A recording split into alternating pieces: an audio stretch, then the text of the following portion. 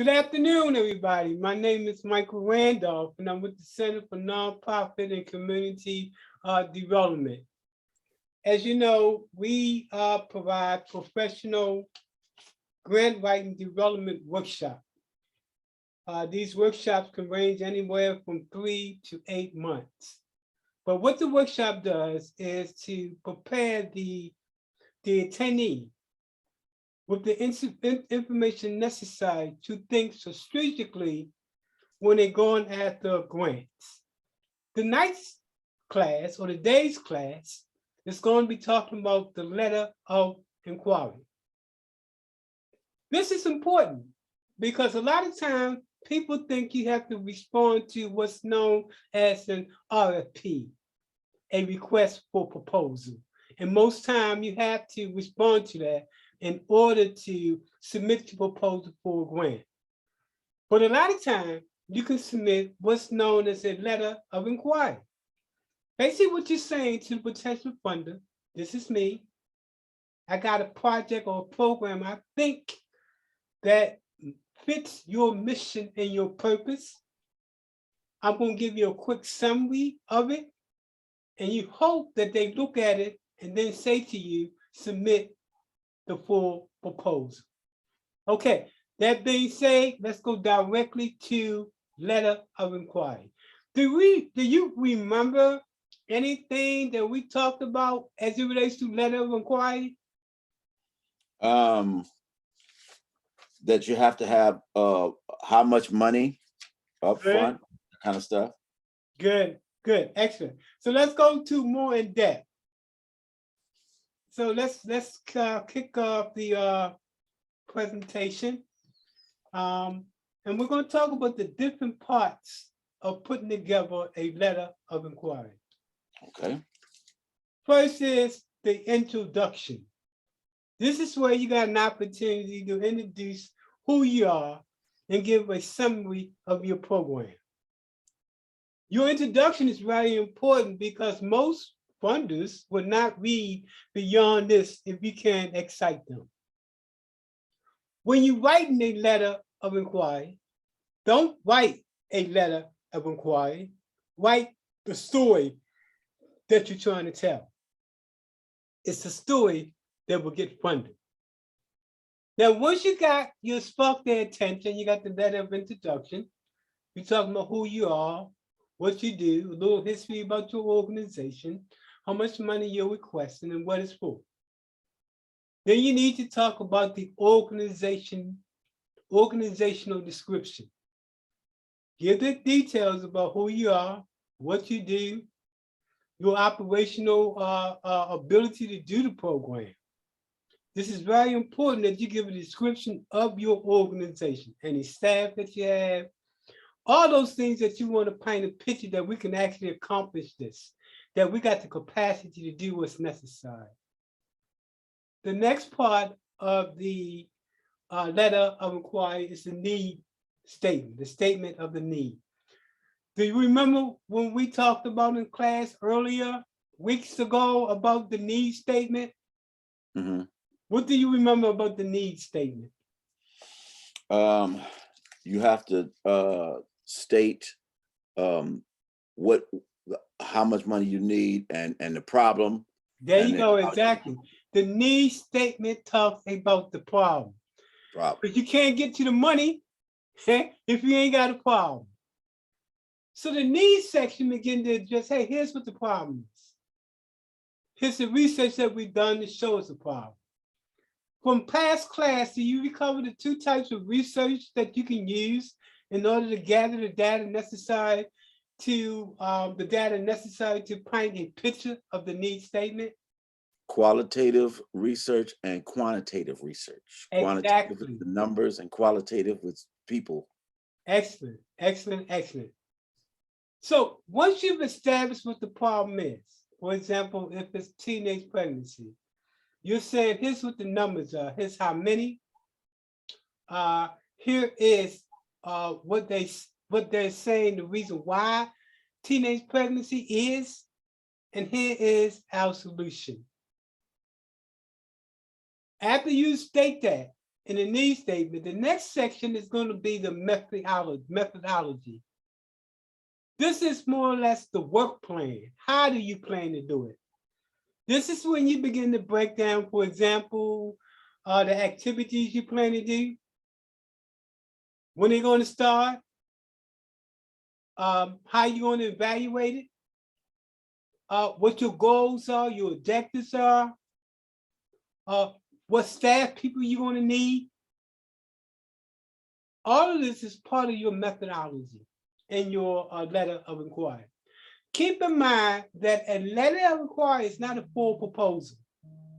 It's a mini proposal asking a particular potential funder to consider an idea that you have to solution to a problem. But it's a good one because you will be surprised at the number of organizations that might be interested in your project. So what did we learn from today's session so far? You don't always have to go for what's known as a request for proposal. Sometimes you can put together what's known as a letter of inquiry. So let's continue on this journey about what this letter is all about. Okay, the last part of the letter of inquiry is the summary. This is when you begin to summarize everything. This is your last opportunity to sell a point. You got two opportunities to sell a point in a letter of inquiry. The first is the introduction, and the last is the summary. So make sure you pay attention to your introduction and your summary, because the introduction will perk their attention, get them interested, and the summary will seal the deal. So let's look at what an example of a letter of inquiry. And of course, you'll get this information sent to you. You basically put the name, position, those preliminary information. Your first section should talk about, your first letter should talk about why you're writing the proposal and how much money you're looking for. That should be your first paragraph. So focus on the fact that you want to write this mini proposal, hopefully, so that you can submit a full proposal. And that this mini proposal right here that you're talking about is a grant in the amount of $35,000.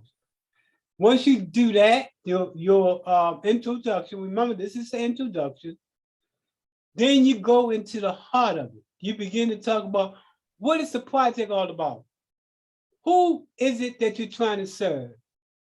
Why are you asking for funding? What programs do you plan to do? The second part, or the next part of that letter of inquiry begins to talk about any projects that you have established or any ones that you plan to bring about. The target audience, which is the last part of this, talks about who is it specifically you're trying to serve. Demographics, Black, white, young, old, city, urban, city, rural, whatever the case might be. You got to talk about the demographics that you're trying to serve. Okay.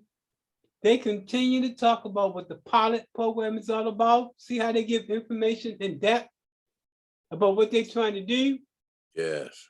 And that's what you want to do in your letter of inquiry. You can basically cut and paste from this right here. But what we want to take away from today's class is that you don't always have to submit a full proposal, or you don't always have to get in contact with an organization. That's for the purpose of trying to respond to an RFP. A letter of inquiry can also serve the same purpose. Let's see how much more we have of this.